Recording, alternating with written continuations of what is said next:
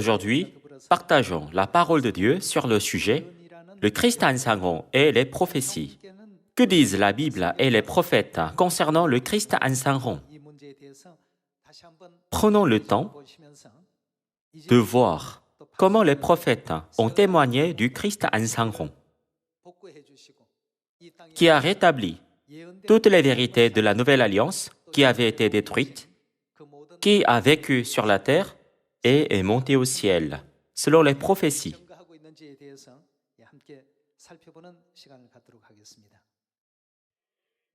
Jetons un œil à Matthieu chapitre 26. Chapitre 26, verset 51. Et voici, un de ceux qui étaient avec Jésus étendit la main et tira son épée. Il frappa le serviteur du souverain sacrificateur et lui emporta l'oreille. Alors Jésus lui dit, « Remets ton épée à sa place, car tous ceux qui prendront l'épée périront par l'épée. Penses-tu que je ne puisse pas invoquer mon Père, qui me donnerait à l'instant plus de 12 légions d'anges? » Comment donc s'accompliraient les Écritures, d'après lesquelles il doit en être ainsi? Comme vous le voyez ici, Jésus a enseigné concernant la prophétie dans le verset 54. Comment donc s'accompliraient les Écritures d'après lesquelles il doit en être ainsi? Si j'appelle plus de 12 légions d'anges pour détruire tous ceux qui sont contre moi, qui viendra et accomplira la prophétie de prendre la douleur de la crucifixion à la place de vos péchés? Continuons avec le verset 55. À ce moment, Jésus dit à la foule, « Vous êtes venus comme après un brigand, avec des épées et des bâtons, pour vous emparer de moi. J'étais tous les jours assis parmi vous, enseignant dans le temple, et vous ne m'avez pas saisi. Mais tout cela est arrivé afin que les écrits des prophètes soient, comment? Soient accomplis. » À travers cette scène, dans Matthieu chapitre 26, vous et moi comprenons que la prophétie écrite dans la Bible sera sûrement accomplie, n'est-ce pas? C'est pourquoi lorsque Jésus a donné la révélation à l'apôtre Jean, il a laissé ces paroles dans la dernière scène. Allons à l'Apocalypse chapitre 22, verset 18. Je le déclare à quiconque entend les paroles de la prophétie de ce livre. Si quelqu'un y ajoute quelque chose, Dieu le frappera des fléaux décrits dans ce livre.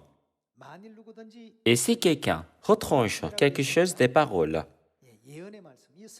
du livre de quoi? Livre de cette prophétie. La Bible est un livre prophétique.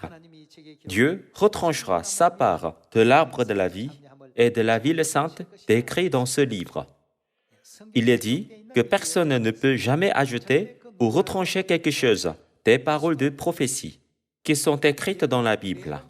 En d'autres termes, tout doit être accompli selon ce qui est prophétisé et la personne prophétique doit apparaître au moment prophétisé pour tout accomplir.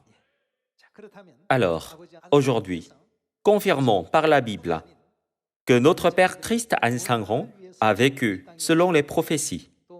Selon les prophéties, il a rétabli toutes les vérités de la Nouvelle Alliance qui avaient été détruites et est venu sur cette terre, non pour les autres, mais pour le salut de ses enfants. Ouvrons Hébreux chapitre 9, verset 27. Et comme il est réservé aux hommes de mourir une seule fois, après quoi vient le jugement. De même, Christ, qui s'est offert une seule fois pour porter les péchés de beaucoup d'hommes, apparaîtra sans péché une combienième fois, une seconde fois, à ceux qui l'attendent pour leur salut. Jésus est venu pour la première fois sur cette terre en chair, il y a 2000 ans. Et il a été prophétisé qu'il viendrait une seconde fois en cette dernière époque. Si chaque partie de son œuvre de rédemption était accomplie lors de sa première venue, il ne serait pas nécessaire qu'il vienne une seconde fois. Vous n'êtes pas d'accord? Le fait qu'il doit apparaître une seconde fois pour le salut implique qu'il y a une partie essentielle de son œuvre de rédemption qui ne peut pas être accomplie à moins qu'il ne vienne une seconde fois. Alors, d'où viendra-t-il? Qu'apportera-t-il? Quand viendra-t-il? Comment pouvons-nous le reconnaître? Ce sont des questions très importantes. De plus, lorsqu'il reviendra, quelle vérité nous enseignera-t-il? Puisque Dieu doit apparaître selon les prophéties, tant que nous les examinons attentivement, nous pourrons recevoir le Christ, le Messie. Dieu a tout préparé à l'avance pour travailler ainsi. Comme ce sera malheureux si, lorsqu'il vient sur la terre en tant que sauveur, nous ne le recevons ni ne suivons ses enseignements. Voyons également Michée chapitre 4, verset 9. Il y a une prophétie qui dit « Pourquoi maintenant pousses-tu des cris? N'as-tu point de roi, plus de conseiller, pour que la douleur te saisisse comme une femme qui accouche ?» Si vous examinez attentivement cette prophétie, elle explique une scène très douloureuse. Alors, où cela aura-t-il lieu? C'est une question d'une grande importance. Allons au chapitre 4, verset 1. Il arrivera dans la suite des temps que la montagne de la maison de l'Éternel sera fondée sur le sommet des montagnes. Quand cela se produira-t-il? Dans la suite des temps. Qu'est-ce que la montagne de la maison de l'Éternel? N'est-ce pas la montagne de Sion? Que la montagne de la maison de l'Éternel sera fondée sur le sommet des montagnes, qu'elle s'élèvera par-dessus les collines, et que les peuples y afflueront. Des nations s'y rendront en foule et diront, « Venez et montons à la montagne de l'Éternel, à la maison du Dieu de Jacob, afin qu'il nous fasse quoi? Afin qu'il nous enseigne ses voies, pas à sa première venue, mais à sa seconde venue, et que nous marchions dans ses sentiers. Car d'où sortira la loi? De Sion sortira la loi, et de Jérusalem la parole de l'Éternel. » Alors, la prophétie que nous avons vue dans Michée chapitre 4, verset 9. « Pourquoi maintenant pousses-tu des cris? N'as-tu point de roi, plus de conseiller, pour que la douleur te saisisse comme une femme qui accouche? » Quand cette prophétie sera-t-elle accomplie? Dans la suite des temps, ou sur la montagne de Sion. Le roi de Sion est Dieu. Cependant, il est dit, le roi a disparu de Sion, et le conseiller a péri à Sion. Si cela parlait de la première venue de Jésus, nous pouvons dire que Jésus a accompli cette prophétie. Cependant, il est dit que ces choses auront lieu dans la suite des temps. Ici, Dieu, qui doit périr, est le Dieu qui nous enseigne la voie de la vérité, et le Dieu qui proclame la loi de Sion. Qu'arrivera-t-il à ce Dieu? Il est dit, il périra dans la suite des temps. Dans Hébreux chapitre 9, il est dit qu'il apparaîtra une seconde fois pour notre salut. Lorsqu'il est dit qu'il apparaîtra, cela ne veut-il pas dire qu'il viendra en chair? Il viendra sur cette terre en chair, deviendra le roi de Sion, et enseignera la voie de la vérité à tous les enfants de Sion. Après avoir proclamé la loi de la nouvelle alliance de la montagne de Sion, que se passera-t-il? Son corps sur cette terre périra. Notre Père céleste Han Sang-hong est monté au ciel en 1985. Qu'a-t-il attesté dans un hebdomadaire en 1981? Père a dit, le Christ venant pour la seconde fois doit venir sur la terre au nom de David et mourir après avoir prêché l'Évangile pendant 37 ans. Pourquoi l'a-t-il dit? La Bible dit, n'as-tu point de roi, plus de conseiller, qui est le conseiller selon Ésaïe chapitre 9. Lorsque vous regardez Ésaïe chapitre 9 verset 5, il est écrit « Car un enfant nous est né, un fils nous est donné, et la domination reposera sur son épaule. On l'appellera admirable. Et quoi? Conseiller. Et quel titre détient-il? Dieu puissant et Père éternel. Et quoi d'autre? Prince de la paix. À qui cela se réfère-t-il? N'est-ce pas à Dieu? C'est Dieu qui est venu au nom de Jésus au temps du Fils. Cependant, lorsque vous regardez ces titres, il est appelé admirable, conseiller, Père éternel et Prince de la paix. Alors, qu'est-ce que cela veut dire? Lorsque Michée chapitre 4 verset 9 dit « N'as-tu point de roi, plus de conseiller? Qui doit périr? Dieu. » Est-il logique que Dieu périsse? Non. Cependant, Michée a prophétisé que Dieu porterait la chair, puis enlèverait la chair. Le Christ a été baptisé en 1948. Quelle année est la 37e année qui accomplit la prophétie de David? C'est 1985. Puisque toutes ces choses ont déjà été prophétisées dans la Bible, il a prédit à travers le journal religieux hebdomadaire en 1981, 4 ans avant son ascension, qu'il devait lui-même venir sur la terre en chair dans les derniers jours où personne ne pouvait être sauvé et enlever sa chair en 1985 lorsque la prophétie de la vie de David pendant 37 ans est accomplie. Alors, nous devrions ne pas découvrir dans les prophéties ce qu'il nous a enseigné et ce qu'il nous a laissé lorsqu'il est venu sur la terre. Voyons Ésaïe chapitre 25 verset 6. Il est écrit « L'Éternel des armées prépare à tous les peuples sur cette montagne un festin de mets succulents, un festin de vin vieux. » Il est prophétisé que Dieu préparera un festin de la vie avec du vin vieux. De mets succulents, pleins de moelle, et de quoi? De vin vieux clarifié. Et sur cette montagne, il anéantit le voile, qui est sur tous les peuples, la couverture qui couvre toutes les nations. Et que fera-t-il avec la mort? Le prophète a prophétisé que Dieu préparerait un festin de la vie avec du vin pour engloutir la mort pour toujours. Il engloutit la mort pour toujours. Le Seigneur, l'Éternel, essuie les larmes de tous les visages. Il fait disparaître de toute la terre l'opprobre de son peuple, car l'Éternel a parlé, en ce jour l'on dira. Dans la Bible, ce jour indique les derniers jours, n'est-ce pas? Voici, c'est qui?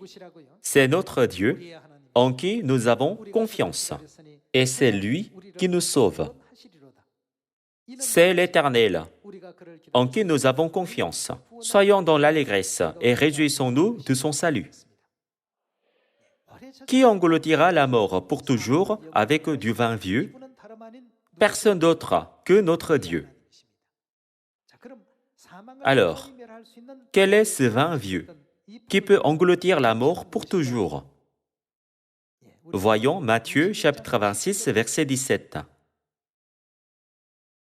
Le premier jour des pains sans levain, les disciples s'adressèrent à Jésus pour lui dire « Où veux-tu que nous te préparions le repas de la Pâque ?» Il répondit « Allez à la ville chez un tel, et vous lui direz « Le maître dit, mon temps est proche, je ferai chez toi la Pâque avec mes disciples. » Les disciples firent ce que Jésus leur avait ordonné et ils préparèrent la Pâque. C'était Jésus qui a ordonné aux disciples de préparer la Pâque et de la célébrer. Pourquoi? C'était pour notre salut.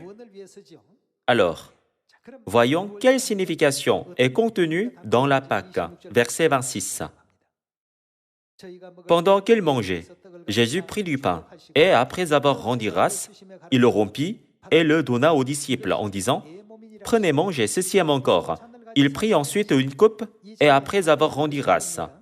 Qu'est-ce qui était dans cette coupe? C'était le vin de la Pâque. Il la leur donna en disant, « Buvez-en tous. » Car ceci, le vin de la Pâque, est quoi?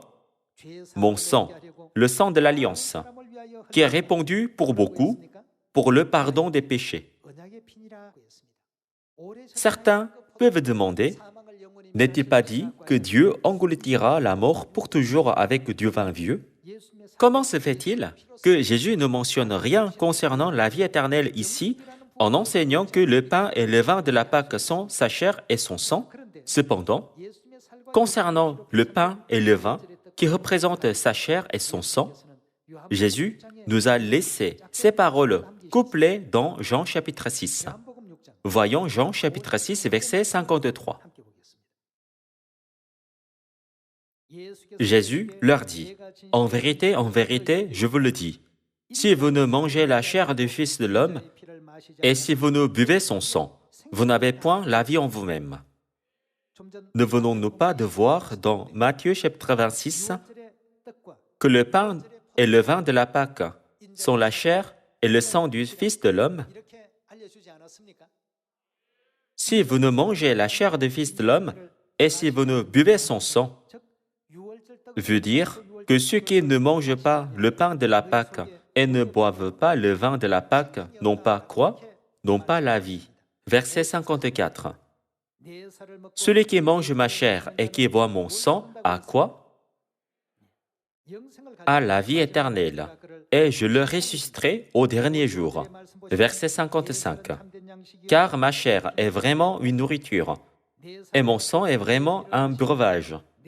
Celui qui mange ma chair et qui boit mon sang demeure en moi et je demeure en lui. Comme le Père qui est vivant m'a envoyé et que je vis par le Père, ainsi celui qui me mange vivra par moi. Dieu nous a donné cet enseignement depuis la montagne des Sion pour donner à toute l'humanité la vie éternelle et pour détruire la mort pour toujours, n'est-ce pas? Qui est celui qui nous donne cet enseignement selon le prophète Ésaïe? Il a dit, « Voici, c'est notre Dieu. » Ce n'est pas simplement Dieu, mais Dieu que nous attendions. Aujourd'hui, il y a beaucoup de branches et il y a d'innombrables théologiens, pasteurs, personnes dévouées à la religion, mais jusqu'à présent, y a-t-il eu quelqu'un qui a rapporté la Pâque de la Nouvelle Alliance? Non.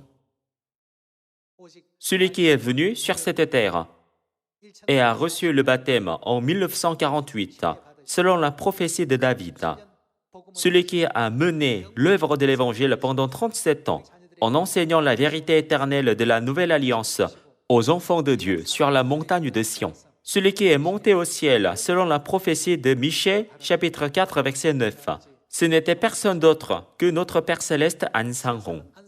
Le monde peut se souvenir du Christ An Sang-hong comme un homme ordinaire. Mais la Bible et les prophètes ont déjà témoigné à toute l'humanité comment Dieu apparaîtrait une seconde fois et avec quel genre de vérité il viendrait, afin que le monde puisse le recevoir de l'extrémité de la terre en Orient. Lorsque les branches du figuier sont devenues et que ses feuilles ont poussé, Père a été baptisé, c'est-à-dire qu'il a été oint, comme le roi David, et a accompli son ministère pendant 37 ans. La Bible reflète une image de Père à travers des prophéties. Jetons un œil à Matthieu chapitre 16, verset 13. Jésus, étant arrivé dans le territoire de Césarée de Philippe, demanda à ses disciples, « Qui suis-je au dire des hommes, moi, le Fils de l'homme ?» Ils répondirent, « Les uns disent, que tu es Jean-Baptiste, les autres Élie, les autres Jérémie, ou l'un des prophètes. Et vous, leur dit-il, qui dites-vous que je suis? Cela veut dire, savez-vous qui je suis? Simon-Pierre répondit, qui a-t-il dit que Jésus était? Tu es le Christ, le Fils du Dieu vivant. Parfois, les gens posent des questions comme suit. Les expressions Dieu et Fils de Dieu ne sont-elles pas deux choses différentes? Ils posent de telles questions parce qu'ils ne comprennent pas Ésaïe chapitre 9, verset 5. Car un enfant nous est né, un fils nous est donné, et la domination reposera sur son épaule. On l'appellera admirable, conseiller, Dieu puissant, et qui? Père éternel, Prince de la paix. Il est clair que le Fils de Dieu est Dieu lui-même. Pierre a tout de suite reconnu Jésus. Lorsque Jésus a demandé « Qui dites-vous que je suis ?»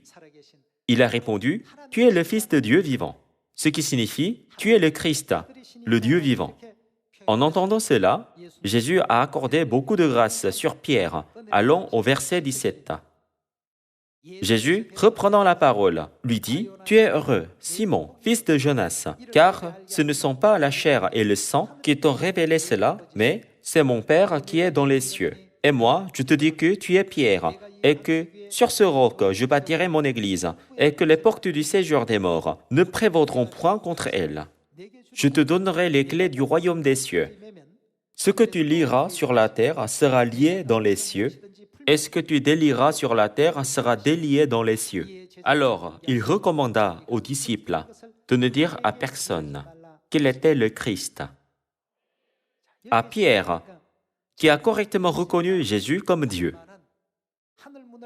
Jésus lui a accordé les clés du royaume des cieux et un grand pouvoir par lequel il peut même ouvrir ou fermer les portes célestes.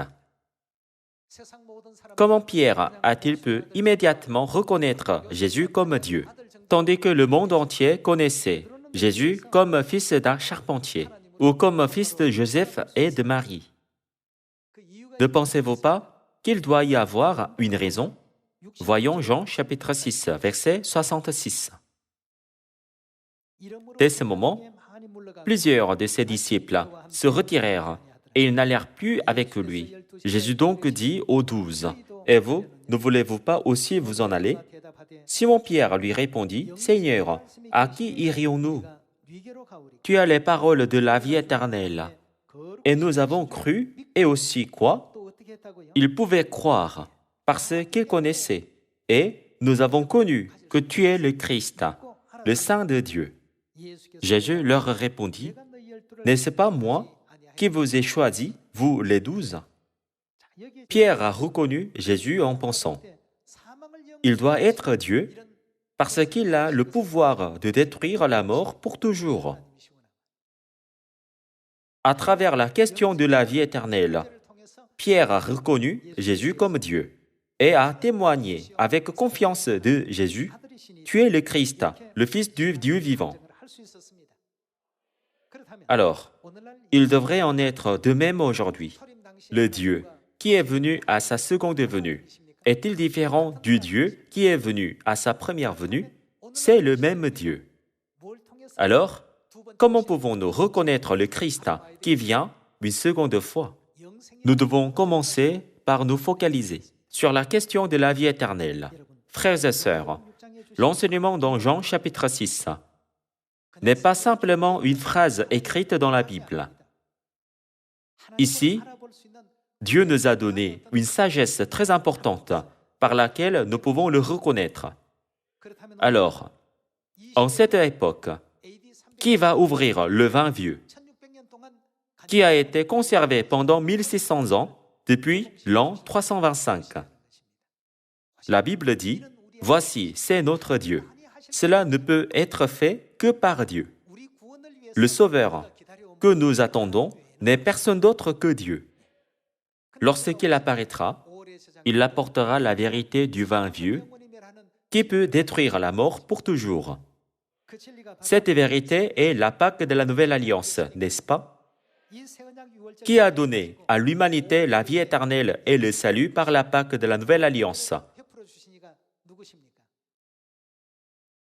N'est-il pas notre Christ, Père céleste An Sang-hong? Nous devons y répondre avec confiance et avec audace. Qui dites-vous que je suis? Tu es le Christ, le Fils du Dieu vivant. Tu es Dieu qui est venu sur cette terre pour sauver l'humanité. Nous devons être capables de professer notre foi comme Pierre. Voyons Jean chapitre 6, verset 29. Jésus leur répondit, « L'œuvre de qui? L'œuvre de Dieu. C'est que vous croyez en celui qui l'a envoyé. » Reconnaître le Christ lorsqu'il apparaît sur cette terre fait partie de l'œuvre de Dieu. Continuons avec le verset 30. À l'époque, la foule de gens qui s'y sont réunis a dit, « Quel miracle fais-tu donc, lui dirent-ils, afin que nous le voyions et que nous croyions en toi? Que fais-tu? Nos pères ont mangé la manne dans le désert, selon ce qui est écrit.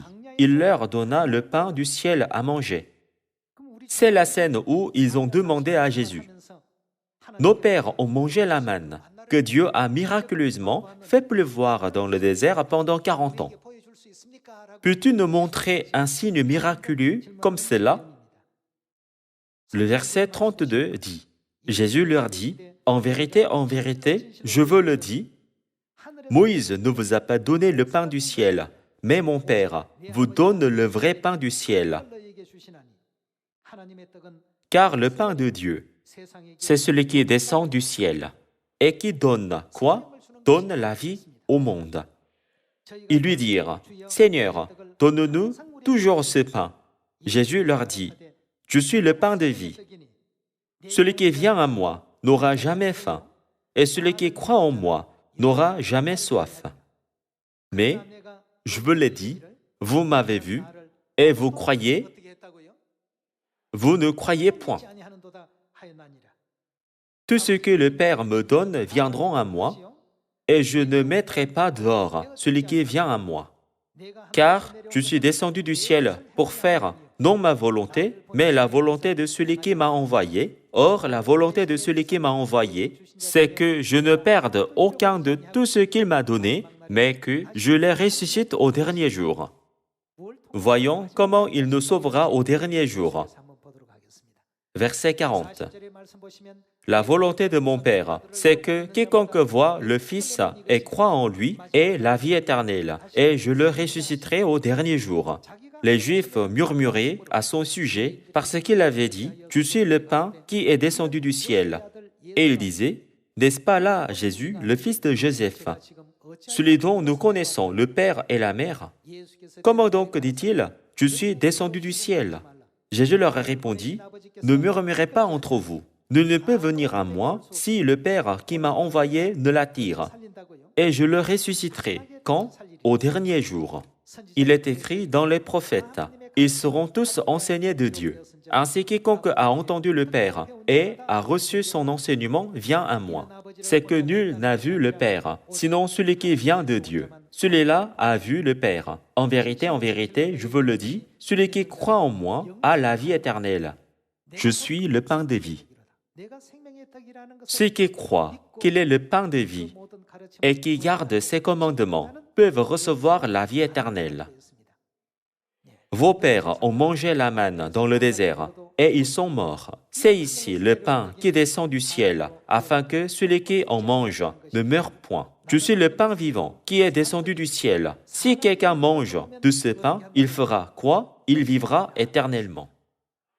Cela veut dire que nous recevons la vie éternelle en mangeant la chair et le sang de Jésus, n'est-ce pas? Aujourd'hui, beaucoup de gens dans ce monde étudient la Bible plus diligemment que nous. Cependant, il est étonnant qu'ils ne célèbrent pas la Pâque. C'est vraiment étonnant. En réalité, le seul qui peut faire cette œuvre est Dieu.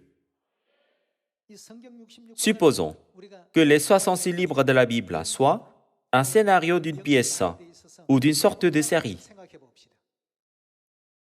Dans le scénario, seul Dieu, le protagoniste, peut apporter à l'humanité la Pâque pour lui sauver la vie. Alors, peu importe combien un figurant est beau, puissant, intelligent ou riche, un figurant peut-il remplacer le rôle du protagoniste? Qui est censé jouer ce rôle? Personne ne peut jouer le rôle que seul Dieu peut jouer. Seul Dieu peut venir sur la terre et rétablir toutes les lois et ordonnances qui ont été détruites. Et n'est-il pas dit qu'il déclarera la loi de la nouvelle alliance depuis Sion? Lorsque Dieu est venu sur cette terre, une seconde fois pour sauver l'humanité, en proclamant la vérité de la nouvelle alliance, selon les Écritures et les prophéties des prophètes, à qui nous a-t-il dit de venir à la fin? Il a dit, « Viens à moi ». Alors, qui est-ce que nous pouvons rencontrer lorsque nous venons à lui? Allons à Apocalypse chapitre 22. Et l'Esprit et l'épouse disent, « Viens ». Et que celui qui entend dise, « Viens ». Et que celui qui a soif vienne. Que celui qui veut prenne quoi? Prenne de l'eau de la vie, gratuitement. Ici, l'Esprit est Dieu le Père, selon la Trinité. L'épouse, la femme de Dieu le Père, doit être mère. Dieu le Père et Dieu la Mère disent, « Viens ». Ceux qui viennent à Père et Mère peuvent recevoir quoi? Ils peuvent recevoir la vie éternelle. N'est-ce pas l'enseignement que Père nous a donné lorsqu'il est venu sur la terre? C'est pourquoi, dans la note manuscrite de Père, qui Élisée a-t-il suivi? Élisée a suivi Élie, Josué a suivi Moïse, Pierre a suivi Jésus. Et je suis mère. Père a donné cet enseignement à tous les enfants de Sion, ce qui veut dire, je vous ai donné l'exemple, alors obéissez à mère et venez au royaume éternel des cieux.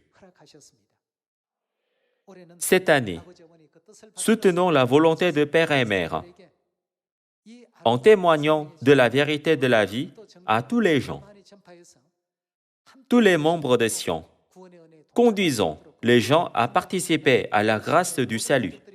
J'aimerais conclure le sermon d'aujourd'hui. Merci beaucoup.